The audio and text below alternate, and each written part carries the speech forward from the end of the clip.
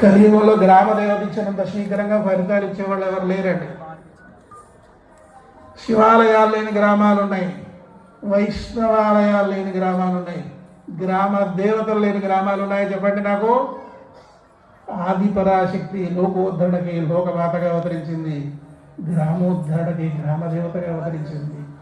గృహాలు ఉద్ధరించడం కోసం అమ్మలుగా యాదేవి సర్వోదేశం మాతృరూపేణ సంస్థగా నమస్తస్య నమస్తస్య నమస్తస్య మాతృమూర్తులుగా అవతరించింది జగన్మాత స్వరూపాలు వీరంతా కూడా. అందుచేత గ్రామదేవతను ఆశ్రయించడానికి ఎక్కడే వెళ్ళాలి. అమ్మ సత్యబుద్ధి నేను మీ కోరిక చేయకుండా అప్పుడు తీరబోదు నా దగ్గర నేను దెబ్బలాడతాను తరఫున. అర్థమవుతుందండి. సంకల్పం మనకి గట్టిదై ఉంటే అమ్మ మన ఒళ్ళో కూర్చుంటుంది.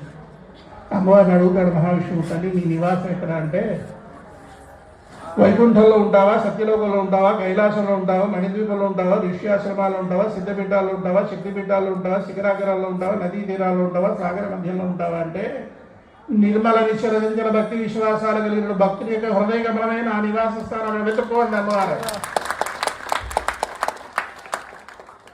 ఆ స్థితిని సంపాదించండి. నిర్మల నిశ్చల భక్తి విశ్వాసాలు పెంచుకోండి. భగవంతుని ఇక్కడ కూర్చొని నడిపిస్తాడు. నాకు 18వ సంవత్సరంలో విగ్రహ రూపంలో అమ్మవారు లభించింది, మహావిద్యను ప్రసాదించింది. ఈనాటికి 7,000 ప్రతిష్టలు చేయించాను. ఇప్పుడు దాటిపోయాయి. ఇక టీవీ ఎపిసోడ్ అంటారా, ఇది 1000, సోషల్ మీడియా అంటారా, మీ ఇష్టం లక్షలు, ఎన్ని కావడం జరుగుతాయి. ఈ శక్తి అంతే కదండి, ఆ పరాశక్తి అనుగ్రహం ఆ తల్లి హృదయం నుండి నడిపిస్తుంది. అది భక్తిని పెంపొందింపజేసుకోండి. సేవాభావంతో జీవించండి. హిందువులను గర్వించండి. యావత్ భారతదేశ తీర్థయాత్రలు చేయండి. సకల శుభాలు కూడా చేకూరుతాయి.